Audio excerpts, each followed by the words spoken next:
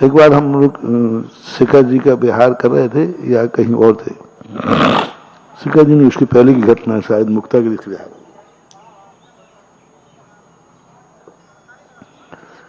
एक छोटा खड़ा था बच्चा, उस समय आचार्य श्री मुनि महाराज थे, वो आगे जा रहे, तो एक बच्चा तो वो चला, मम्मी नंगा बाबा आ गया, नंगा बाबा नंगा बाबा। अब देखो मैं भी तो उसमें बालक बुद्धि थी, तो मुझे बुरा लगा कि मेरे महाराज को नंगा कह रहा है। तो मैं पीछे था, तो मैं धीरे से उसके पास गया, मैंने कहा तू भी तो नंगा है। वो चिल्लाया, मम्मी मम्मी ये बाबा मुझसे नंगा कह रहा है। अरे मैंने कहा राधे दादागिरी, मेरे गुरु को नंगा कहा तो मैंने कुछ नहीं कहा, मैंने तुझे नंगा कह दिया तो मैं तू भी तो नंगा है। तो चिल्लाया, मम्मी मम्मी ये बाबा मुझसे नंगा कह रहा है। तो आचार्य 10 ही कदम, तो 2 ही कदम आगे थे। आचार्य क्या कर रहा है? तो मैं कहा ये हमारे गुरु को नंगा कह, तो मैंने कह दिया।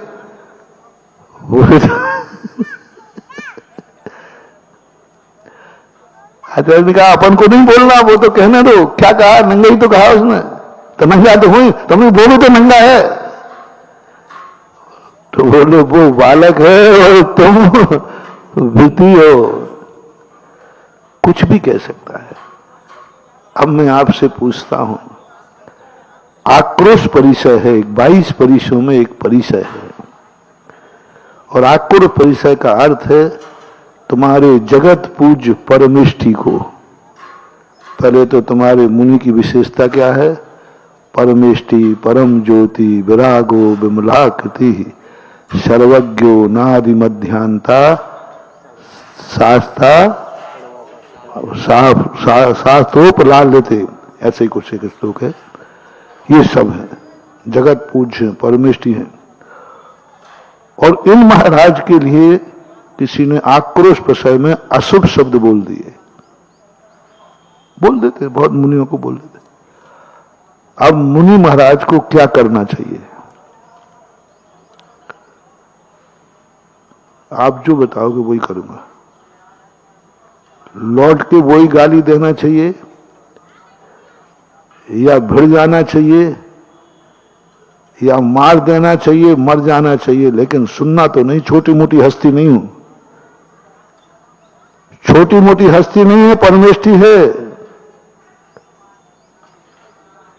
आपको महावीर स्वामी का क्या आदेश है, जिनवाणी का क्या आदेश है? बहुत निम्न शब्दों का प्रयोग किया है उसने मुनि मुद्रा को। अब मुनि की बताओ कि मुनि को क्या करना चाहिए, और वो मुनि को मालूम है मैं मुनि महाराज हूं, और उसने बहुत निम्न शब्दों का प्रयोग किया है। अब हमें चुपचाप सुन लेना चाहिए या प्रतिकार करना चाहिए या उसको निपटा देना चाहिए? 3 चीजें हैं। आज मीटिंग में प्रस्ताव पास हो जाए, क्योंकि ये आए दिन आते रहते हैं मामले, आए दिन ही मामले, और साधुओं को सबसे ज्यादा आते। जो जितना ऊंचा होगा, जो जितना अच्छा होगा इस संसार में, उसको उतना ही गालियां मिलेंगी। जो जितना अच्छा होगा उतने ही लोग उस पर आरोप लगाएंगे, क्योंकि क्योंकि क्योंकि काले कपड़ों पर रंग डालने में मजा नहीं आता। बोल दो ना, झकाझक टिनो पाल दिए हुए कपड़े हो, उन पे रंग डालो तब मजा आता है। काले कपड़े पर रंग डालने में क्या मजा है? इसलिए सारी दुनिया देखती है। आपने आतंकवादियों को देखा? आतंकवादी किसको निशाना बनाते हैं? किसी भिखारी को नहीं। सबसे ज्यादा इज्जत वाला कौन है? सबसे ज्यादा बड़ा आदमी कौन है? सबसे ज्यादा प्रभाव कौन है? कितने लोग इनके मरने पर दहल जाएंगे? कितने लोग इनके मरने पर दहल जाएगा, पूरा देश दहल जाएगा, ऐसे व्यक्ति को चुनता है। उसको व्यक्ति से कोई मतलब नहीं है, उसको देश को दहलाना है। ऐसा ही संसार के ये पापी लोग, संसार के ये गंदे लोग, संसार के ये होली खेलने वाले लोग किसको चुनते हैं? किस पर छींटा उछाला जाए? जो सदा ही अपने आप में बदनाम है, उसकी क्या निंदा करोगे? उसे मजा नहीं आता। गंदे व्यक्ति की गंदगी कहने में कोई मजा नहीं आता, तो गंदा है ही, सबको मालूम है गंदा है ही। लेकिन अच्छे व्यक्ति के अंदर उछालने पर, पवित्र हो, स्वच्छ हो, निर्मल हो, जिसको लोग भगवान के समान मानते हो, उसी पर कीचड़ उछालने में पापियों को मजा आता है। मेरा आपसे जरूर एक बात कहना है, जब किसी व्यक्ति को उछाला जा रहा हो, जब किसी व्यक्ति को अपवादित किया जा रहा हो, तो थोड़ा सा एकदम जल्दी धारणा नहीं बनाना, एक ये भी सोचना जरूर ये महान आत्मा है, जरूर ये महान आत्मा है, जरूर ये पवित्र आत्मा है। क्योंकि अच्छे लोगों को उछालने में ही मजा आता है। जैसे मैंने कहा, सफेद कपड़े वाले को गंदा करने में मजा आता है। बड़े अच्छे कपड़े पहन के आया, फिर रंग दिया। वो जो बिल्कुल पूरे काले पीले हो जाते ना, फिर उनको कोई रंग नहीं लगाता। वो तो कहते है ही, रंग किसको लगाता है? जो बढ़िया बिल्कुल अभी जिसको रंग नहीं लगाओ उसको लगाता है। संसारी व्यक्ति भी उसको ढूंढता है जिसके ऊपर कोई दाग ना हो। उसको दागी कहने का आनंद अलग है। जिसको अभी तक किसी ने रंग नहीं लगाया हो, उस पर रंग लगाने का मजा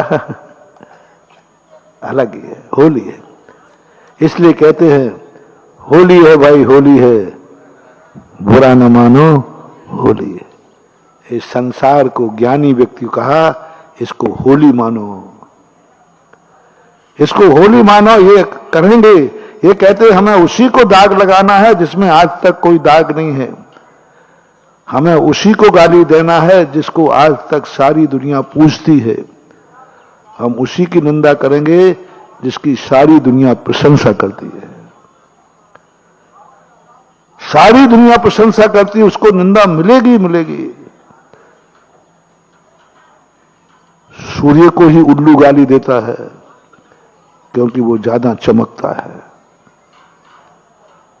रात के ताराओं को, चंद्रमा को उल्लू गाली नहीं देता क्योंकि उसका प्रकाश ज्यादा तेज। सूर्य का प्रकाश तेज है इसलिए उसको गाली देता है, इसका बुरा सोचता है। जितने संसार में गंदे लोग हैं वे हमेशा अच्छे लोग को चुनते हैं, महान लोग को सुनते हैं। स्वाभाविक है। इसलिए मैं पूछ रहा हूं, तुमसे पूछा तो तुम सब मौन हो गए। तो महावीर ने तुमसे कहा था कि या तो तुम अपने आप को कह दो मैं कुत्ता हूं, नहीं तो मरोगे बेटा। उसने गोली लगा रखी है। तो हमने कहा कि भाई कह दो 100 बार कुत्ता हूं, कुत्ता हूं, कुत्ता हूं, प्राण बच जाएंगे।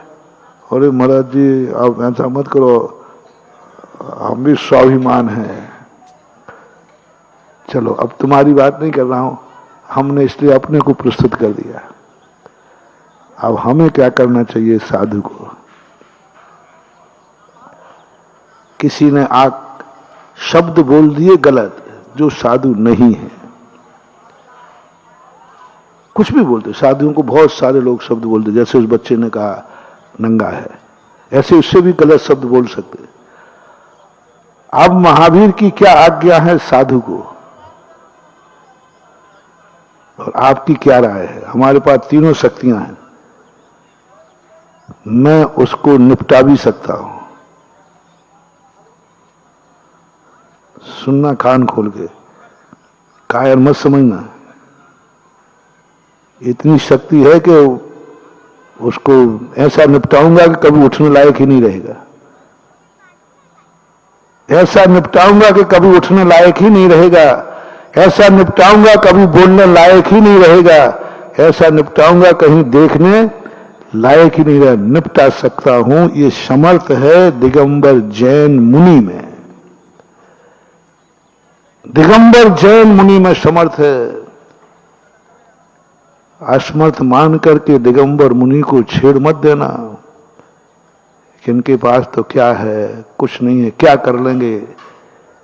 यदि मुनिराज अपनी औकात भूल करके